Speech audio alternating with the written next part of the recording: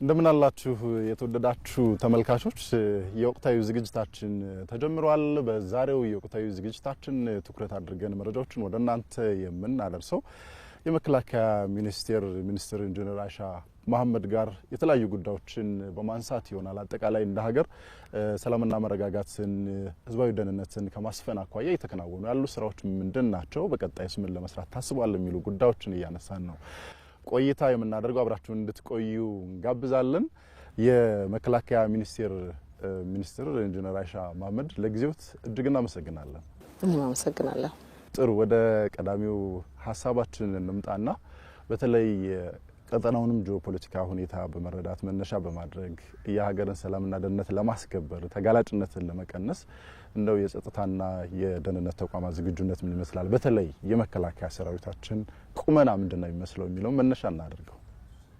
አመሰግናለሁ። በድጋሚ ያው እንግዲህ የአገር መከላከያ ሚኒስቴር ወይ ደግሞ ሀገር መከላከያ ሰራዊት እና የደህንነትና የጸጥታ ተቋማት የለውጡ መንግስት በጣም ትኩረት ሰጥቶ ሪፎርሙን ከጀመረባቸውና አሳክቻለሁ ብሎ ከሚያምንባቸው ተቋማት ዋና ተቋም ነው።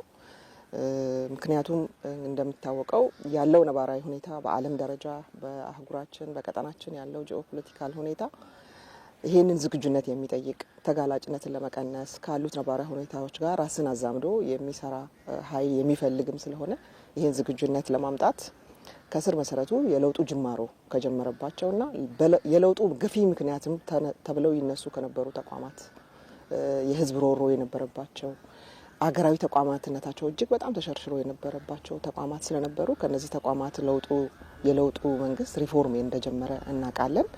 ከዚህ በመነሳት አጠቃላይ እንደ መከላከያ ያለው ቁመና እንግዲህ ውትድርና አገር ወዳድ የሆነ ዜጋ ሁሉ ለሀገር ዘብ ቆማለሁ ብሎ በራሱ ፍላጎት በራሱ ተነሳሽነት በቁርጠኝነት እና በታማኝነት ለማገልገል የሚመርጠው በጣም የተከበረ እና ጀግና ዜጎች የሚመርጡት ሙያ ነው። እንደምታውቀው ይሄንን ሙያ ጠብቆ እንደ ሀገር በጣም አንጋፋ እድሜ ጠገብ ከሚባሉ ተቋማት አንዱ መከላከያ ሚኒስቴር ነው።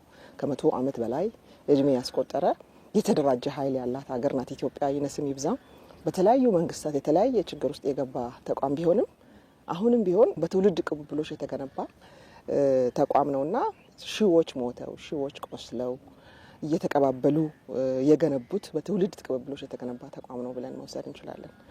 ስለዚህ የአገር መከላከያ ሰራዊት የለውጡ መንግስት ጠንካራ አገር ለመመስረት ካለው ፍላጎት የተነሳ ጠንካራ ሀገር መንግስት ለመገንባት ደግሞ በጠንካራ ቴክኖሎጂ የታነጸ በስነ ምግባር የታነጸ የአገርና ሕዝብ የሚመካበት መከላከያ ኃይል ያስፈልጋል ማለት ነው። ከዛ በመነሳት ተቋሙ ወደ ሪፎርም ምህዋር ከገባ እንግዲህ ወደ 7 ዓመት ሆኖናል ማለት ነው። አሁን እዚህ ያለው ነባራዊ ሁኔታ ሪፎርሙን የማጽናት የተላበስናቸውን የሪፎርሙን ውጤቶች ወደ ቢዝነስ አዝ ዩዥዋል የመቀየር ስራዎች ናቸው እየተሰሩ ያሉት ማለት ይቻላልና አሁን ያለው ተቋም በውትድርና ሙያዊ የሆነ ተቋም እየተገነባ ነው። ፕሮፌሽናል ሰራዊት እየተገነባ ነው ማለት ይቻላል ማለት ነው። ይሄም እንግዲህ መገለጫው ከዘመኑ ትጥቅ ጋር ራሱን ያዛመደ ሰራዊት እየተገነባ ነው። እንግዲህ የአሁኑ ዘመናዊ ትጥቅ ብዙ ነገር የሚፈልግ ብዙ ዝግጁነት የሚፈልግ ብዙ ስልጠና የሚፈልግ ራስን ከነዛ ትጥቆች ጋር ማዛመድ የሚፈልግ የጦርነት ሁኔታዎችም ተለውጠዋል። እስከ ዛሬ እንደነበረው አይደለም። ስለዚህ በዓለም ደረጃ እነዚህ ነገሮች እየዘመኑ በሄዱ ቁጥር ራስንም በዛ ልክ ተጋላጭነታችን ለመቀነስ ያለውንም አካባቢ ለማረጋጋት የሚያስፈልገው ጉልበት ያ ስለሆነ የኛም ሰራዊት ከዘመኑ ጋር የዘመነ ዘመናዊ ትጥቅ የታጠቀ ለዛ ትጥቅም ራሱን ያዛመደ ከትጥቁ ጋር ያዛመደ አገራዊ አስተሳሰብ በዋናነት የተላበሰ ሰራዊት እየተፈጠረ ነው ማለት ነው። ስለዚህ የኢትዮጵያ መከላከያ ሰራዊት ከኢትዮጵያ በታች የሚመጥነው ሰፈር እንደሌለ የሚያውቅ ብሔር የሌለው ልኬ ኢትዮጵያ ነች ብሎ የሚያምን ለኢትዮጵያም 24/7 ዘብ የቆመ በጣም ጠንካራ ሰራዊት በዚህ ሰዓት ኢትዮጵያ አላት ቢባል ማጋነን አይሆንም ብዬ አስባለሁ። መልከ ብዙ የሆኑ ግዳጆችን በአንድ ጊዜ በተመሳሳይ ወቅት መወጣት የሚችል ራሱን በአደረጃጀትም በትጥቅም በአስተሳሰብም በስልጠናም ያዘመነ ሰራዊት እየገነባች ነው ኢትዮጵያ። በደንብ ኢንቨስት እየተደረገበት ያለ ሰራዊት ነው እየገነባን ያለ ነው እና ይሄ በመሆኑም እንግዲህ ባለፉት 7 ዓመታት በአስቸጋሪ ነባራዊ ሁኔታ ውስጥ በአስቸጋሪ የመሬት ጂኦግራፊክ አቀማመጣችን ይታወቃል የኢትዮጵያ እንትኑ እና ይሄን በእነዚህ ሁሉ አስቸጋሪ ሁኔታዎች ውስጥ ማታም ቀንም ጠንካራ ግዳጆችን በሚገባ የሚወጣ ሰራዊት መሆኑን በተለያዩ ጊዜያት በቅርቡ በመናስታውሳቸው የህግ ማስከበር ዘመቻዎች አይተናል ማለት። ወደ ኢትዮጵያ የሚቃጣ ማንኛውንም ኃይል መመከት የሚችል ቁመና ያለው ያልነበሩ አዳዲስ አደረጃጀቶች ተፈጠሩበት። ምክንያቱም ያለው ነባራዊ ሁኔታ ኢንተርናሽናል ሁኔታው ሴናሪዮ ራሱ የሚፈልጋቸው ዝግጁነቶች ስላሉ ከዚህ ቀደም ያልነበሩ አደረጃጀቶች ተፈጠሩበት። ባህር ኃይልን ጨምሮ ልዩ ዘመቻዎች የሚባሉ የሳይበር ሴኩሪቲን ጨምሮ በርካታ ስራዎችን መስራት የሚችል ኃይል ተፈጥሯል እና ይሄ ተቋም በዚህ ሰዓት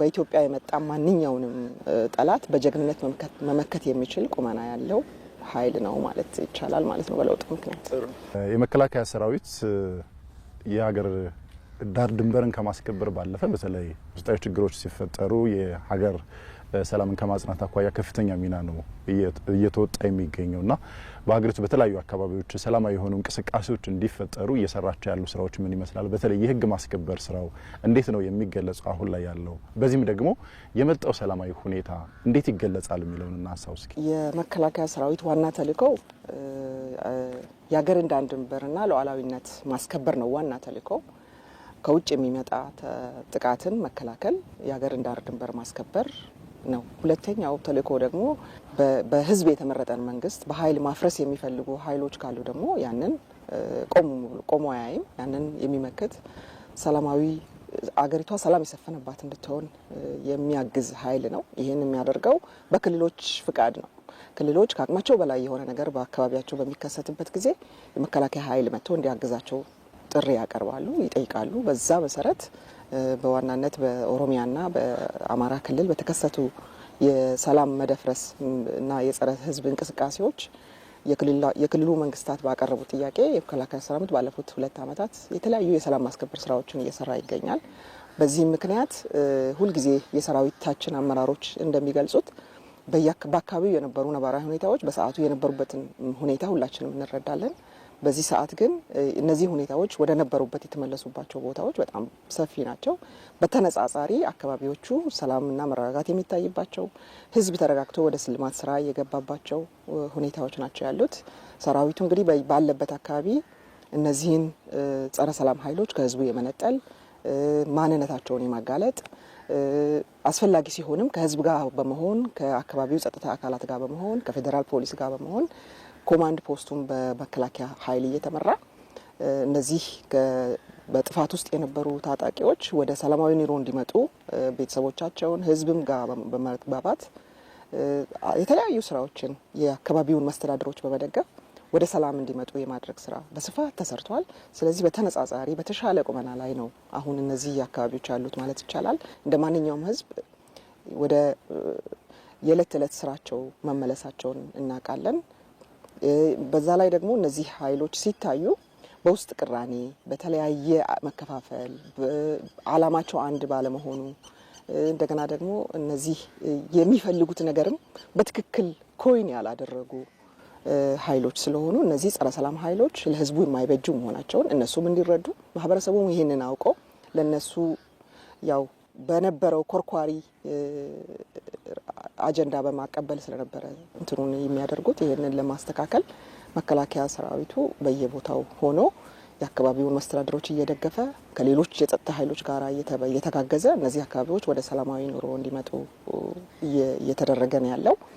አሁን ያለው የነዚህ ኃይሎች ቁመና የሸኔም ይሁን የጽንፈኛው ፋኖ ቁመና ብዙ ዚግባ የሚባል ሳይሆን በየቦታው እየተሽለኮለኮ አንዳንድ የሽብር ጥቃቶች ወይ ደግሞ የሽፍታ ስራዎችን የማድረግ አንዳንድ ጊዜ አሳቻ እንትኖችን እየጠበቁ የማድረግ ካልሆነ በስተቀር ለመከላከያ ሰራዊት ስጋት የሆነ ወይ ደግሞ ህዝቡ ከሰላማዊ ኑሮ 100% ተነጥሎ እንደነበረው የሚያደርግ አቅም ያለው ኃይል የለም። ነገር ግን አሁንም ይሄ ኃይል ከማህበረሰቡ ጋር እንደገና ወደ ቆም ብሎ አስቦ ወደ ሰላማዊ መንገድ እንዲመጣ ኢትዮጵያ የሰላም ጥሪው በየክልሉ በፌዴራል መንግስት ደረጃም ለሰላም ቅድሚያ በመስጠት በአስፈላጊ በሆነ ጉዳይ ለህዝብ እስከጠቀመ ድረስ ከማንኛውም ኃይል ጋር በሰላም ለመስራት ካለው ፍላጎት በመነሳት የሰላም ጥሪዎች ይደረጋሉ። በዚህ ምክንያት በኦሮሚያም በአማራም የድሮ ታጣቂዎች በሰላማዊ መንገድ ወደ ቤታቸው ተመልሰው እንዲኖሩና ወደ ነበሩ የስራቸው እንዲሄዱ የመልሶ ማቋቋም ስራውን በትግራይ ብቻም ሳይሆን በእነዚህ አካባቢዎች ተጀምሯል ማለት ነው። በተለያዩ ማዕከላት ስልጠና እየተሰጣቸው ወደ ሰላማዊ ህይወታቸው እየተመለሱ ያሉ በጣም ወጣ ያለ ወንጀል እየሰሩ ካሉ ደግሞ ማህበረሰቡ ላይ ህዝብ መንግስት መሀሪ ነው፣ ምህረት ማድረግ ይችላል። ነገር ግን ህዝብ ላይ ጥቃት ያደረሱ ትልልቅ ግፎችን የሰሩትን አካላት ደግሞ ለህግ የማቅረብ ስራዎች እያገዘ ነው ያለው። እሱ ብቻም ሳይሆን እነዚህ አካባቢዎች የሰላማቸው ጸንቶ ሰላማዊ ሆነው እንደ ማንኛውም የኢትዮጵያ ክፍል እንዲቀጥሉ ደግሞ የአካባቢውን ሚሊሻ የአካባቢውን የጸጥታ ኃይል የክልሉ ማለት ነው የማሰልጠን ስራ ከነሱ አቅም በላይ ሲሆን ደግሞ የማገዝ ስራ እየሰራ አካባቢዎቹን ወደ ማረጋጋትና ራሱ ወደ ነበረበት የአገር ህልውና ጥባቂ ቁመና የመመለስ ስራ ጎን ለጎን እየተሰራ ነው ያለውና በተነጻጻሪ አሁን ያለው ነባራዊ ሁኔታ ሁሉ ጊዜ እንደምንሰማው ከቀን ወደ ቀን የተሻለ ሁኔታ ውስጥ እየገባን እንደሆነ እናቀለም ማለት ነው። በደንብ ብናነሳው ብዬ ነው ለሰላም በር ከመክፈት አኳያ ምን ያክል ዝግጁነቶች አሉ በሰላማዊ መንገድ ችግሮች እንዲፈቱ ከዛም በዘለለ ደግሞ በተለይ ታጥቀው የሚንቀሳቀሱ ኃይሎች ደግሞ እንዲሰጡ ከማድረግ አኳያ እየተሰሩ ያሉ ስራዎች ምንድናቸው?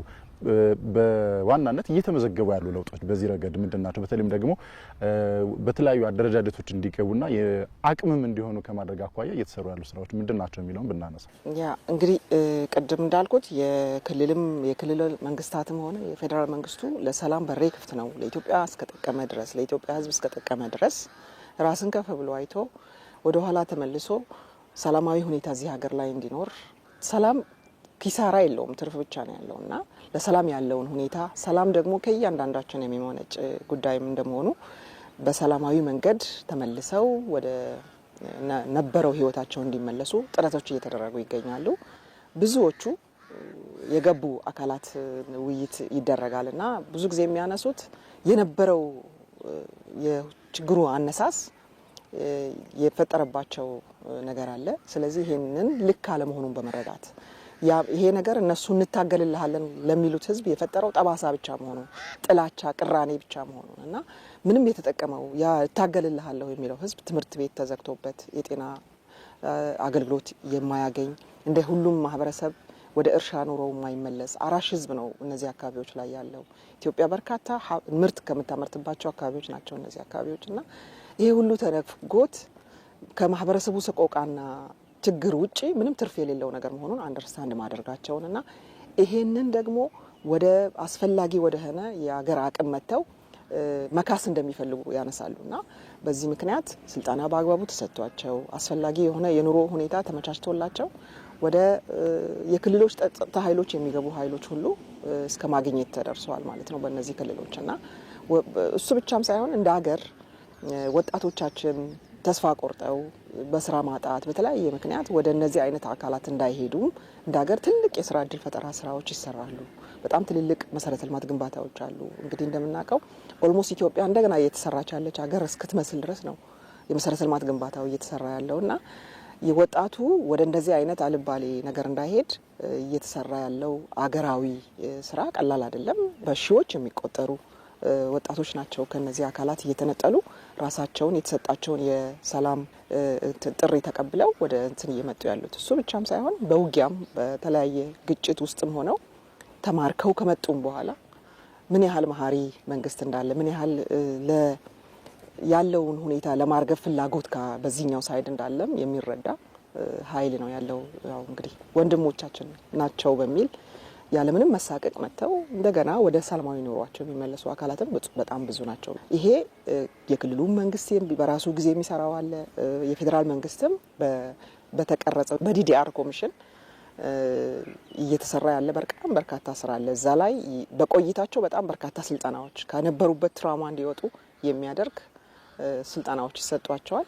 እሱ ብቻም ሳይሆን ወጥተው ደግሞ የሚሰሩበት የሚቋቋሙበት የተወሰነ ነገርም ይዘው ወደ ቤታቸው የሚመለሱበት መሆኑን ያውቃሉና ይሄ ነገር እንደማያዋጣ የሚያውቅ በጣም በርካታ ዜጋ ተፈጥሯል። እሱ ብቻም ሳይሆን የጽንፈኛው ወይ የሸኔ ድርጊት በራሱ ደግሞ እንድትማረር የሚያደርግ ለህዝብ ያልቆመ ኃይል መሆኑን የሚያሳይ በራሱ በውስጡ አንድነት የሌለው በተለያየ ጊዜ እርስ በርስ የሚገዳደል እና ለምን ዓላማ እንደሚታገል ግልጽ አርጎ ራሱ የማያውቀው ኃይል መሆኑን የሚረዱ በጣም ብዙ ወጣቶች እንደተፈጠሩ ካሉት እንትኖች መረዳት ይቻላል። ከሁኔታው ከመጡት ወጣቶችም ጨምሮ ማለት ነው። አቅም መሆን የጀመሩ ደግሞ ወጣቶች መኖራቸውን ሁላችንም እናውቃለን ማለት ነው። እንደ ሀገር ሰላምና መረጋጋት እንዲፈጠር በርካታ ተግባራት እየተከናወኑ እንደሆነ አንስተውልናል ቀደም ሲል። በተለያዩ አካባቢዎች ደግሞ በሀገሪቱ ዝርፊያም፣ እገታም እንደዚህ አፈና የሚመስሉ ድርጊቶች ይከሰታሉ። የሰዎችና የሸቀጦች ነፃ ዝውውርም እንዲሁ እየተስተጓጎለ እንደነበር አይተናልና ይህን ከማረጋገጥ አኳያ ሰፊ ተግባራት እየተከናወኑ እንደሆነ እየተነሳ ነው። ምን ስራዎች እየተሰሩ ነው? በተለይ የሰዎችና የሸቀጦች ነፃ እንቅስቃሴ እንዲረጋገጥ ከማድረግ አኳያ እየተሰሩ ያሉ ስራዎች ምንድን ናቸው? የተመዘገቡ ለውጦችስ እንዴት ነው የሚገለጹት? የኢትዮጵያ መከላከያ ሰራዊት ከሌሎቹ የጸጥታ ኃይሎች ጋር በመተባበር ነው ይሄን ስራ የሚሰራው። ያው በዋና የሀገሪቷ የሸቀጥና የሰው መመላለሻ መንገዶች ላይ መከላከያ ሰራዊት በራሱ ኃይል መድቦ እንደዚህ አይነት ክትትሎችን ያደርጋል። ያው ኮማንድ ፖስቱን ይመራል ማለት ነው። በአጠቃላይ ግን እነዚህ ያው ይሄ የነበረው ሁኔታ ወደ ሽፍታ፣ ወደ እገታ፣ ወደ ተለያዩ የጥፋት መንገድ እየሄደ እንደሆነ ይታወቃል። ይሄ እንግዲህ በዘላቂነት የሚፈታው ማህበረሰቡ ተባብሮ እነዚህን አላስፈላጊ እንትን ውስጥ የገቡ ወጣቶችንና ሰዎችን መገዘት ከመንግስት እኩል ሲጀምር እንደሚሆን ይታወቃል።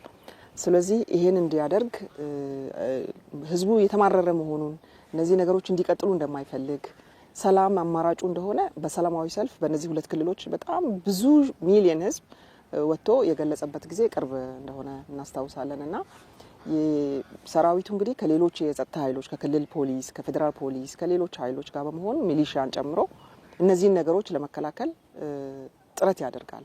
የነዚህ ኃይሎች አቅም እንዲያድግ የማሰልጠን ስራም ጭምር ይሰራል ማለት ነው። የአካባቢ ሚሊሻን ጨምሮ የማሰልጠን ስራ፣ እንደዚህ አይነት ነገሮች እንዴት መከላከል እንደሚቻል፣ የከፋ ነገር ሲመጣ በምን መንገድ ደግሞ መመከት እንደሚቻል ስልጠናዎችን ይሰጣል። የህዝብ ውይይቶችንም በየቦታው ያደርጋል። ከአካባቢው አመራር ጋር በመሆን በርካታ የህዝብ ውይይቶች በሺዎች የሚቆጠሩ ህዝቦችን እየሰበሰበ በየቀበሌው፣ በየወረዳው፣ በያለበት ቦታ ችግሩ የከፋ ነው በሚባላቸው ቦታዎች ወይ ደግሞ በችግር ውስጥ ቆይተው አሁን ወደ ሰላማዊ ሁኔታ የተመለሱ ቦታዎች ተመልሰው ወደዚህ እንደ ችግር እንዳይገቡ የማህበረሰብ የማንቃት ስራ፣ ማህበረሰቡን የማወያየት ስራ ይሰራል ማለት ነው።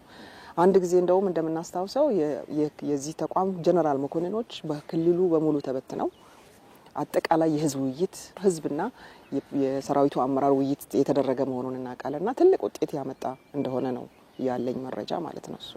ስለዚህ የአካባቢውን የፖለቲካ አመራር የአካባቢውን የጸጥታ ኃይል የመደገፍ እና እንደዚህ አይነት ችግሮች እንዳይከሰቱ የማድረግ ይሄ ነገር ወደ መንደር የእገታና የዝርፊያ ሴል እንዳያደርግ ወደ ዋናው እንትኑ ሲገታ ወደ እንደዚህ አይነት ጥፋት እንዳያደርግ ዘላቂ መፍትሄ እንዲኖረው የአካባቢውን አቅም የማደራጀትና ማህበረሰቡም ይሄንን በንቃት የራሱን አካባቢ ራሱ እንዲጠብቅ ስራ እየተሰራ ይገኛል። እንደ መንግስትም የተሰጠው አቅጣጫ ሁሉም የአካባቢ መስተዳደር የራሱን አካባቢ ሰላም አድርጎ ነው ስለሌላው አካባቢ መጨነቅ ያለበትና ዋና ስራው አካባቢውን ሰላም ማድረግ እንደሆነ አሳይመንትም ተሰጥቶ ይታወቃል። የአመራር አንዱ ትልቁ ተልዕኮ አካባቢውንና ማህበረሰቡን ሰላም ማድረግና እንቅስቃሴ እንዳይገደብ የማድረግ ስራ መሰራት እንዳለበት፣ ግን ደግሞ ይሄ ውጤታማ የሚሆነው ማህበረሰቡ ሲደግፈው ነውና ማህበረሰቡ ይሄን እንደሚደግፍ በተለያየ መንገድ ለመግለጽ ሙከራ አድርገዋል። ነገር ግን አሁንም እንዳልከው 100% ሁሉ ነገር እንትን ነው ማለት አይደለም። መሬት ላይ ያለው ነባራዊ ሁኔታ ግን ከዚህ ቀደም ከነበረው ይሻላል። የፌዴራል ፖሊስ አቅምም ቀላል ወደማይባል ደረጃ እንዳደገ እናውቃለን። በሌሎች ሀገራት የሌለ አቅም ተፈጥሯል። አሁን የሚያስፈልገው የክልሎቹ አቅም ደግሞ በዚህ ልክ እንዲመጣ የማድረግ ስራ ደግሞ እየተሰራ ይገኛል እና ሰራዊቱ ይሄንን የመደገፍ ሮል ነው እንግዲህ እየተጫወተ ያለው። ነገሮችም የተሻሻሉ እንደሆነ በተለይ ደግሞ የህዝብ ማመላለሻ አውቶቡሶችና ትራንስፖርት በሰላማዊ መንገድ እየሄደ እንደሆነ በጣም ኢንሲደንቶች ካልሆኑ በስተቀር ማለት ነው።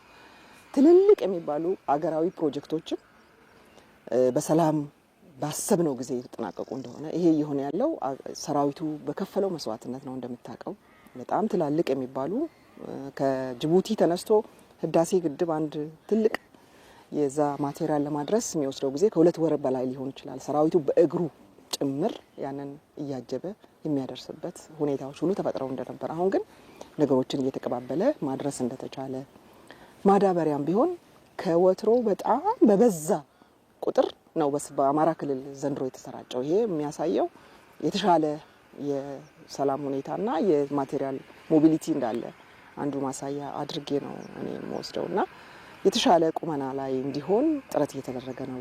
ዘላቂ መፍትሄው ግን ህዝብና መንግስት ተባብሮ ነው እንደዚህ አይነቱን በሀገራችን ያልነበረ ባህል እያመጡ ያሉ ኃይሎችን ቆርጦ መጣል ያለበት ብዬ ነው ማስበው። እሺ፣ እናመሰግናለን። ጥሩ ቆይታ እያደረግን ነው። የመከላከያ ሰራዊት ህግ በሚያስከብርበት ወቅትና የሀገርን ሰላምና ደህንነት በሚጠብቅበት ወቅት ሰላማዊ እንቅስቃሴ እንዲፈጠር በሚያደርግበት ወቅት በንጹሃን ዜጎች ላይ እርምጃ እየወሰደ ነው የሚሉ በተለያዩ ማህበራዊ ድረገጾችና በተለያዩ ተቋማትና ግለሰቦችም እየተነሳ ነው። መነሻው ምንድነው ማለት እንችላለን? በእርግጥስ ይሄ የሆነ ነው ወይ? የኢትዮጵያ መከላከያ ሰራዊት የፖለቲካ ነጋዴዎች በማህበራዊ ሚዲያ እንደሚያወሩት አይነት ቁመና ያለው ሰራዊት ነው ብዬ አልወስድም። እኔ እንደዚህ አይነት ፕሮፓጋንዳ የፖለቲካ ነጋዴዎች ባለው የድህረ እውነት ዘመን ተጠቅመው የሚያስተጋቡት የሚዲያ እንትን ነው ብዬ ነው ማስበው። ፕሮፓጋንዳ ነው ብዬ ነው ማስበው። ምክንያቱም መከላከያ ሰራዊቱ የሚገነባው የመጀመሪያው ራስን ለህዝብና ለሀገር ማስቀደም በሚል እሴት ነው። ይህንን በትክክል የተላበሰ ሰራዊት ነው ኢትዮጵያ ያላት። ይሄን የምለው እኔ ብቻ አይደለሁም። ምክንያቱም አንደኛ ሲገነባ በሀገር ፍቅርና በወታደራዊ ሙያ ሳይንሳዊ ሙያና ጥበብ ነው የሚገነባው በመጀመሪያ ደረጃ። እንዲሁ ዝም ብሎ መሳሪያ ብቻ ተሰጥቶት የሚሰመራ ኃይል አይደለም። በቅርብ ጊዜ እኔ የዓለም የሰላም ማስከበር ጉባኤ ላይ ተሳትፌ ነበር ኢትዮጵያን ወክለንና እዛ ላይ የሚነሳው የኢትዮጵያ መከላከያ ሰራዊት በዲሲፕሊንና በስነ ምግባር የታነጸ በጣም ተመራጭ ለሰላም ማስከበር በጣም ተመራጭ ሰራዊት እንደሆነ እኛ ሳንሆን ዓለም ይመሰክራል ማለት ነው። የሰላም ማስከበር ተልእኮ የተወጣባቸው አገራት ሚኒስትሮች ወይ ደግሞ መሪዎችም የሚሉት የኢትዮጵያ መከላከያ ሰራዊት በተመደበበት ሀገር ስጋት ሳይሆን ደጀን ነው የሚሆነው። እሱ ብቻም ሳይሆን የሪኮንሳይል የማድረግ የተጣሉ እዛ አካባቢ ተጋጭተው የነበሩ ዜጎችንም የማስታረቅ ሂደቱን በሚገባ የሚወጣ ካለን ባህላዊ ኔቸርም ጭምር ማለት ነው። ከወታደራዊ ዲሲፕሊን እንትን አልፎ ለማስታረቅ ነገሩን ለማብረድ ለአንዱ ሳይወግን ለእያንዳንዱ እዛ ላለ ዜጋ እንደ ደጀን የሚቆጠር የኢትዮጵያ መከላከያ ሰራዊት አካለ የሚባልበት ደረጃ ላይ የተደረሰባቸው ሀገራት አሉ። ቢኮዝ ከተለያዩ ችግሮች ያስጣላቸው እነሱን ሆኖ ያንን የሚመክትላቸውና ደጀናቸው አድርጎ የሚቆጥሩ ሰራዊት ነውና ይሄ ከሚዲያ እንትን ያለፈ ያው በዘመኑ ምክንያትም የመጣ የሚዲያ ፕሮፓጋንዳ እንደሆነ ቢወሰድ ጥሩ ነው የሚል እምነት አለኝ። በዚህ ሰዓት ተቋሙ በጽኑ መሰረት ላይ የተመሰረተ የተገነባ ያለ ተቋም ስለሆነ ፖለቲካ ነጋዴዎች የሚዲያ ጩኸት ብዙም የሚፈር ወይም የሚነቃነቅ ለዚህም ጆሮ የሚሰጥ ተቋም አይደለም ማለት ይቻላልና ይሄ መውሰድ በጣም ጠቃሚ ነው የሚመስለኝ። ምክንያቱም መከላከያ እንዳልኩ በአገር ፍቅር፣ በወታደራዊ ዲሲፕሊን፣ በሳይንስ፣ በጥበብ የሚገነባ እንጂ ዝም ብሎ ሆ ተብሎ ሰው እንዲገድል መሳሪያ ተሰጥቶት የሚሰማራ አይደለም። ሰው ስርዓት አለው የሚመራበት። ይሄን ደግሞ በትክክል የተረዳ መሪዎች ያሉት በእድሜም በኤክስፒሪየንስም ከተለያዩ አገራትም የሚመረጥ ሰራዊት የገነባች ሀገር ናትና ቢሆን ጥሩ የሚሆነው ይመስለኝ እንዲህ አይነት አገራዊ መከታን የሆነ ኃይል የራስን የመጨረሻዋን እስትንፋስ ለሀገርና ለሕዝብ ለመስጠት የተዘጋጀን ኃይል በዚህ መንገድ ስሙ ባይነሳ እኔ ደስ ይለኛል። እንደዚህ አይነት ኃላፊነት የሚሰማቸው ዜጎች ሊሉት የሚገባው ነገርም አይደለምና ማህበረሰቡም ሊጠየቅ የሚችልበት ሁኔታ አለ ብዬ አስባለሁ። ግን በሚደረገው የሰላም ማስከበር ሂደት ውስጥ ግን ሰው አይሳሳትም ማለት አይቻልም። ከቱም የሚኖረውን ነገር ስለምናውቀው ማለት ነው። የዚህ በተቃራኒው ሳይድ ያለው ኃይልም በህዝብ ውስጥ ተሰግስጎ ህዝብን መስሎ ከህዝብ ነጥለህ እንትን ለማድረግ የሚያስቸግር አይነት ስታይል የሚከተልም ስለሆነ የሚደርሱ አንዳንድ ስህተቶች ሊኖሩ ይችላሉ። ምክንያቱም ይሄም ሰው ነውና የሚፈጠር ነገር አይኖርም ማለት አይቻልም። ነገር ግን እንደሚባለው ሄዶ የሚጨፈጭፍ ሄዶ እንትን የሚል ኃይል ቢሆን ኖሮ እነዛም እስካሁን ድረስ እየተሽለኮለኩ ይቆዩ ነበር የሚል እምነት የለኝም እና ይሄ ከፖለቲካ ነጋዴዎች ጩኸት ያለፈ ነው የሚል እምነት የለኝም። ኢትዮጵያ የግጭት ቀጠና ወይም ግጭት የሞላባት ሀገር እንደሆነች አድርገው በጣም ብዙዎቹ ያነሳሉ። በሀገር ውስጥም በውጭም እና ሀገሪቱ በጣም በውጥረት ውስጥ እንደሆነች ነው ያነሱ የሚገኙት እና ይህ እንደው መነሻው ምንድነው ማለት እንችላለን? ከምን የመጣ ነው? ከምን ፍላጎት የመነጨ ነው? እና ይህንን ለመመከት እየተሰሩ ያሉ ስራዎችስ ምንድናቸው? ከቀጠናዎቹ ጠንካራ አቅም ያላት ጠንካራ ህዝብ ያላት እስከዛሬም ድረስ ያልተደፈረች ሙከራ ቢደረግ እንኳን አሳፍራ የምትመልስ የሚመልስ ህዝብ ያላት ሀገር ስለሆነች የዚች ሀገር አሁን በዚህ ጥንካሬ መቀጠል ከዚህ ቀደም ከነበረው ደግሞ በተለየ መንገድ እየተሻሻለ መቀጠል የሚያሳስባቸው ታሪካዊ የሚባሉ የኢትዮጵያ ደመኞች እንዳሉ ይታወቃል። ስለዚህ በራሷ ሪሶርስ መጠቀም መጀመሯ በአገር በቀል አጠቃላይ እሳቢዎች የምትመራ ሀገር ወደ መሆን መሸጋገሯ የሚያሳስባቸው ሀገራት እንዳለው አውቃለሁ። ምክንያቱም የደከመች ኢትዮጵያን የማየት ፍላጎት ያላቸው በርካታ ግለሰቦችም ሀገራትም እንዳሉ ይታወቃል ማለት ነው። ከዛ በመነሳት እነዚህ ነገሮች ኢትዮጵያ በታሪኳ ሌሎችን ተተናክሎ አታውቅም እንደምታውቀው።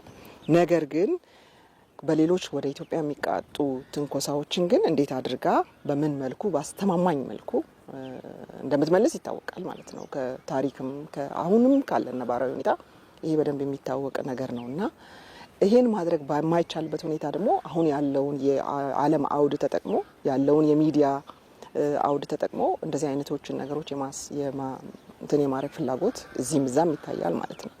በአሁኑ ሰዓት እየተገነባ ያለው ሰራዊት እነሱ እንደሚያስቡት እዚህ ሰፈር ላይ እነሱ የሰጡን የቤት ስራ የሚመስሉ የእነሱን ምክር እየሰሙ ብድግ ለሚሉ ትናንሽ ኃይሎች የተደራጀ ሰራዊት አይደለም።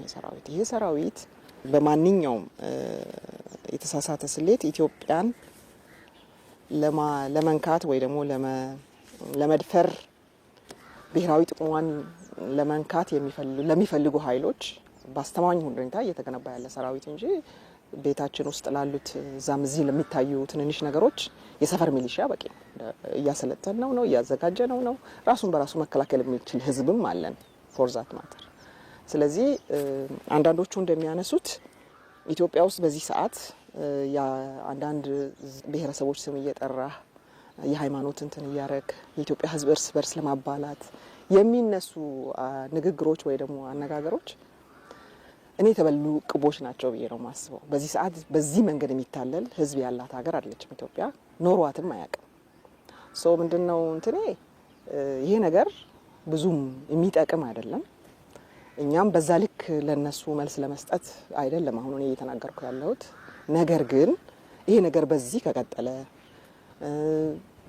እና ችግሮች እየከፉ ከመጡ ግን ምንድነው የሚባለው ይሄ ያለው የተላላኪነት መንፈስ የሌሎችን ሀሳብ በተለያየ መንገድ ለማስተጋባት ለሚሞክሩ ኃይሎች ግን ይሄ ተላላኪነት ምንድነው የሚባለው ውሃ ልታመጣ እንደሄደች ጨው አይነት ኮንሲኩዌንስ ይዘውባቸው እንዳይመጣ ጥንቃቄ ቢያደርጉ መክራለሁ። ምክንያቱም አሁን ኢትዮጵያ ውስጥ እየተፈጠረ ያለው የሰራዊት ቁመና እንኳን እነዚህን ኃይሎች ሌላም ነገር መመከት የሚችል አስተማማኝ ቁመና ላይ ያለ ኢትዮጵያም ለሚተናኮሏት ኃይሎች ሁሌም በተጠንቀቅ ያለ ህዝብ ያላት ሀገር ናትና ብዙም የሚያሳስባት ሀገር አይደለች። ይሄ ትልቅ ሀገር ነው፣ ትልቅ ህዝብ ያለበት ሀገር ነው።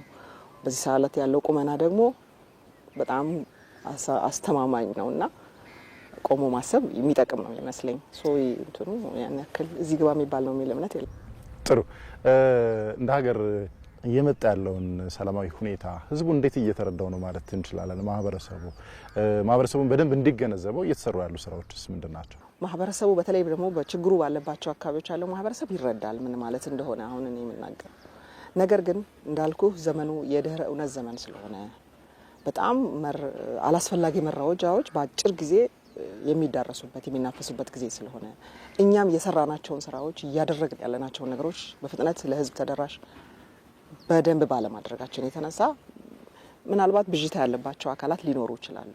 ነገር ግን እኔ ለኢትዮጵያ ህዝብ ማለት የምፈልገው ኢትዮጵያ በዚህ ሰዓት በጣም አስተማማኝ የሆነ ኃይል እጅ ላይ ያለች በጣም ሰላማዊ ሀገር ከሰላምም አልፎ አገራት እየመጡ እንዴት ነው ምንድነው ያገኛችሁት ምንድነው እያደረጋችሁ ያላችሁት ብለው ልምድ ለመውሰድ የሚመጡባት መጥተው ተደንቀው የሚሄዱባት በጣም ትላልቅ ኢንተርናሽናል ኢቨንቶች የምታዘጋጅ አገር ናት ኢትዮጵያ በዚህ ሰዓት። እኛ እንኳን እንደ መከላከያ ሚኒስቴር የአፍሪካ መከላከያ ሚኒስትሮች ኮንፈረንስ አዘጋጅተን ነበር። በዛ ኮንፈረንስ ላይ የሀገራችንን የመከላከያ አቅም አሳይተናቸዋል ማለት ነው። ምክንያቱም ይሄ አቅም የአፍሪካውያንም አቅም ስለሆነ ማለት ነው። በአፍሪካ ላይ የሚቃጡ ማንኛውንም ነገሮችን መጋራት የሚችል አስፈላጊ ከሆነም እንደ ወትሮ ታሪካችን እንደ ቀደመው ታሪካችን ችግር የሚገጥማት የአፍሪካ ሀገር ካለች ኢትዮጵያ ሁል ጊዜም እንደምታደርገው ከጎናቸው መቆም የምትችል ሀገር መሆኗን ለማሳየት እየሰራን ያለነው ስራ የነሱም አቅም መሆኑን ለማሳየት ኮንፈረንስ ነበረን ከነሱ ጋርና ከዛ በኋላ በዛ ኮንፈረንስ ላይ ኦልሞስት ከ30 በላይ ሀገራት ነበሩ የተሳተፉት በሚኒስትር ደረጃ ማለት ነው። ሁሉም ሀገራት በተሆነ መንገድ ተሳትፈዋል። ነገር ግን ከ34 ሀገራት በላይ ግን በሚኒስትር ሌቭል ተሳትፈው ተቋማቶቻችን ጎብኝተው ነበርና አንደኛ በሁሉም የጸጥታና የደህንነት ተቋማት መካከል ያለው የስራ መስተጋብር እጅግ በጣም የሚደነቅ መሆኑን አንስተውልን ነበር። ሁለተኛ ግን አሰልጥኑልኝ፣ ምርት ሽጡልኝ፣ እነዚህን ተቋማት በአገሬ እንድገነባ አግዙኝ ያላሉን ሀገራት ግን የሉም። 34ቱም ሀገራት እንደዚህ አይነት ጥያቄ አቅርበውልናል ማለት ነው። እዚህ ቤት ውስጥ በነገራችን ላይ ከውትድርና የምናየው ፊዚካል አቅም በላይ እጅግ በጣም ትልቅ የሚባል የውጭ ግንኙነትና ወታደራዊ ትብብር ስራዎች ይሰራሉ። እንግዲህ ሁላችሁም እንደምትታዘቡት በተለያዩ ሀገራት ኢታማዦር ሹሞች፣ የተለያዩ ሀገራት መከላከያ ሚኒስትሮች ኢትዮጵያ ድረስ ይመጣሉ። እኛም በተለያዩ ሀገራት ተጠርተን እንሄዳለን እና ያለው ኢንተርናሽናል እውቅናው ሀገር ውስጥ ካለው በላይ ከፍ ያለ ነው መስሎ የሚሰማኝ ነው። ይሄ ግን እኛ የውጭ ግንኙነቱን እንደሰራ ነው ሁሉ የሀገር ውስጡንም በዚህ ልክ መስራት እንዳለብን ይሰማኛል። በደንብ የተደራጀ የመከላከያ ኮሚኒኬሽን ስትራቴጂ ኖሮን በትክክል ማህበረሰቡ ያለውን ነባራዊ ሁኔታ እንዲረዳ የማድረግ ስራ መስራት አለብን የሚል እምነት አለኝ። እሱን በድግ እንሰራለን። ህዝቡ ያለውን ሁኔታ እንዲያውቅ እናደርጋለን። በኮንፊደንስ አገሩ ምን ማለት ነው፣ ወዴትስ እየሄደች ነው፣ ምንስ ለማድረግ ነው የታሰበው፣ ይሄ እያሰብን ያለነው ነገር የሚሳካ ነው ወይ የሚል ስጋት ውስጥ እንዳይገባ ለማድረግ ስራ መስራት ይጠይቃል የሚለው በጣም ወስዳለሁ። ሚዲያዎችም በዚህ ጉዳይ ላይ ሰፋ ያለ ስራ መስራት አለባቸው። ምክንያቱም ይሄ አቅም የኢትዮጵያ አቅም ብቻ አይደለም፣ የአፍሪካም አቅም ነው። እንደምታውቀው በበርካታ የአፍሪካ ሀገራት ኢትዮጵያ ደግፋ ነው ነጻ የወጡት ይባላል። ትላልቅ ሀገራትን የመሩ የሀገር መሪ የሆኑ ሰዎች እዚህ ሰልጥነው የሄዱ ሁሉ እንዳሉ እና ይሄንን ሀገር ይሄን አቅም ይሄን ታሪክ ይዘን ነው እንግዲህ ለማህበረሰባችን ያልሸጥ ነው። ምናልባትም የኛ ስለሆነ የቀለለብን ይመስለኛል። እኛም ኮሚኒኬት ማድረግ አለብን። ዘመኑ የኮሚኒኬሽን ዘመን ነው። ህዝቡም ደግሞ ምንድን ያለው የሚለውንም መጠየቅ አለበት ብዬ ነው ማስበው። ጥሩ። ወደ ማጠቃለያ ጥያቄያችን የሀገር ሰላምና ደህንነት እንዲረጋገጥ በተለይም ደግሞ የልማትና ዲሞክራሲ ስርዓት ግንባታ እውን እንዲሆን ለማስቻል በቀጣይ ምን ሊሰራ ታስቧል? ሉዓላዊነቷንም በተለይ እንዳትደፈር ለማድረግ ከውጭ ጠላትና ጥቃትም እንዲሁ ለመመከት ምንድነው በቀጣይ የታሰቡ ነገሮች? አመሰግናለሁ። እንግዲህ ኢትዮጵያ በዚህ ሰዓት ቅድም እንዳልኩት አስተማማኝ ሰላም ያለባት ሀገር ናት። ጎረቤቶቻችንም ህዝባችንም ስጋት ሊገባው አይገባም የሚል አለኝ። አይስጉ የሚል ነው። በተለይ ለጎረቤቶቻችን ለኢትዮጵያ ህዝብ አይስጉ የሚል መልእክት አለኝ።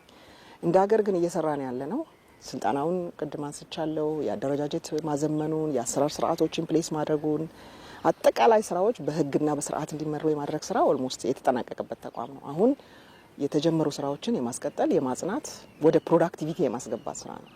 ከዛም ባሻገር ግን ይሄ መከላከያ ሰራዊት የአምራች ኃይልም ወደ መሆን ተሸጋግረዋል። ከዚህ ቀደም እያሉን ያልተጠቀምንባቸው በርካታ ወታደራዊ ኢንዱስትሪዎች ነበሩ እንደምታውቀው። አሁን ግን እነዛ ወታደራዊ ኢንዱስትሪዎች ዘምነው በትጥቅ ራሳችን እንችለን ሌሎች አገራትን የማገዝ ለሌሎች አገራት የማቅረብ ጊዜ ላይ ነው ያለ ነው ማለት ነው፣ ድሮንን ጨምሮ።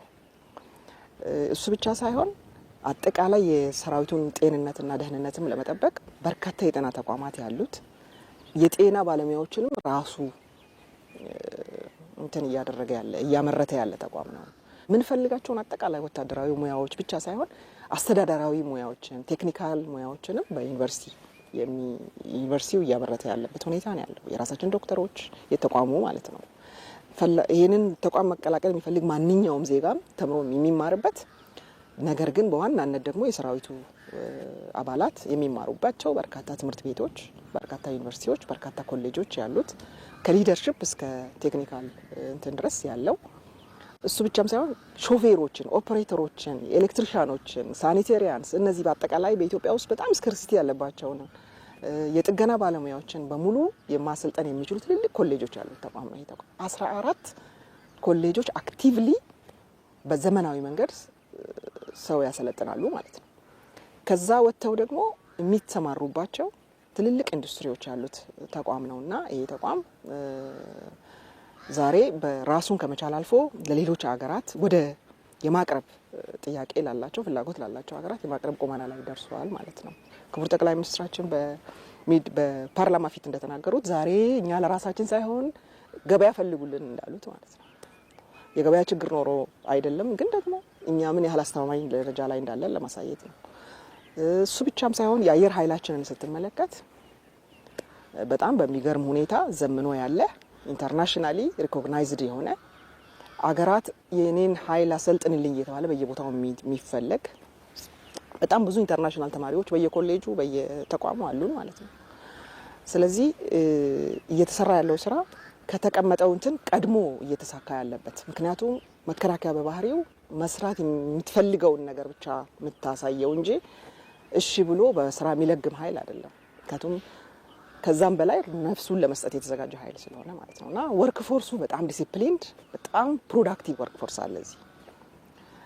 እሱ ብቻም ሳይሆን ጥናትና ምርምሮችም ይካሄዳሉ በወታደራዊ መስክ ብቻም ሳይሆን በመሳሪያ ማዘመን ሜዲን ኢትዮጵያ መሳሪያዎች በቅርቡ የኢትዮጵያ መሳሪያዎች ሆነው የሚወጡበት ቁመና ላይ የደረሰ ሪቨርስ ኢንጂነሪንግም እየተሰራ ያለበት ጥናትና ምርምሩ ለፕሮዳክሽኑ ጭምር ግብአት እየሆነ ያለበት አስፈላጊ ከሆነ ማሳየት የሚቻል በኢትዮጵያ ብቻ የተመረቱ የሚባሉ መሳሪያዎች ብቅ ብቅ ማለት የጀመሩበት ሁኔታ ላይ ነው ያለ ነው ማለት ነው። እሱ ብቻም ሳይሆን እንደ ሀገር ሌሎች የግል ድርጅቶች ሄደው ሊሰሩት የማይሰሯቸው ፕሮጀክቶችን ኢንፍራስትራክቸር ፕሮጀክቶችን የመንገድን በለው ሌላ ምን በለው በጸጥታ ችግር ወይ የሆነ የሀሪሽ ኢንቫይሮንመንት ያለባቸው አካባቢዎች ላይም ገብቶ መስራት የሚችል በጣም አስተማማኝ ቁመና ላይ ያለ የኮንስትራክሽን ካምፓኒዎችም አሉት። የራሱን ቤት የራሱን ህንጻ መስራቱን ይሄ ህንጻ የተሰራው በመከላከያ ኢንተርፕራይዝ። ስለዚህ እነዚህ አይነት ስራዎችንም መስራት የሚችል የሰራዊቱንም ኑሮ ለመደገፍ በጣም አግሬሲቭሊ በግብርና ባለበት ቦታ ሁሉ በግብርና ላይ የተሰማርቶ ያለ የራሱ ብቻ ሳይሆን የማህበረሰቡንም የእርሻ ስራ የሚያግዝ ተቋም ነው ማለት ነው እና በጣም ብዙ እቅዶች ያሉት ትልልቅ ነገሮችን የሚያስብ እንደ ሀገር የፈጠራና የኢኖቬሽን ማዕከል ለመሆን እየሰራ ያለ ተቋም ነው ማለት ነው እየተገነባ ያለው። ስለዚህ ይሄ በእቅድ ብቻ ሳይሆን ከእቅድም ቀድሞ ኢትዮጵያ የብልጽግና ተምሳሌት ለመሆን የአፍሪካ ብልጽግና ተምሳሌት ለመሆን የምትሰራውን ስራ ቀድሞ ለማሳካት ይሄድ ያለ ኦልሬዲ ተምሳሌት ሆኖ አገራት እየመጡ ጥያቄ የሚጠይቁት ተቋም ሆኗልና ይሄ የሀገር ጸጋ፣ የሀገር ሀብት፣ የሀገር ንብረት፣ የሀገር ልጆች ናቸው። በአጠቃላይ ደግሞ አንድም ኦልሞስት ከሌላ ሀገር መጥቶ ይህን የሚያግዝ ኃይል የሌለበት ነውና ይሄ በጣም ትልቅ ኃይል ነው። በጤናው ዘርፍ ስትመለከት ደግሞ ሌሎች ተቋማት የማይሰጡት አገልግሎት ለመስጠት ኮምፕሬሄንሲቭ የሆነ የልማት ድርጅት የሆነ ሆስፒታልም ገንብቶ ለሀገር ያበረከተ ተቋም ነው።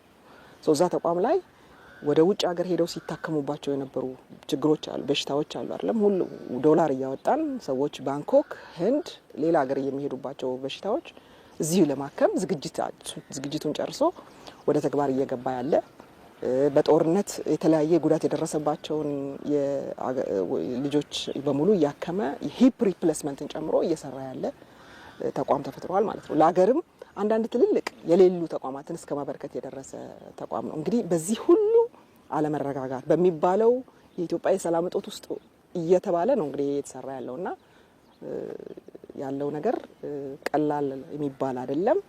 እቅዱም በአግባቡ እየተሳካ ያለበት ሪፎርሙም በደንብ እግሩን የተከለበት ማንም መጥቶ የሚወዘውዘው ያልሆነበት ተቋም የቀሩ ነገሮች እንዳሉ ሆነው ተቋም ነው የሚለው ቢወሰድ ጥሩ ነው።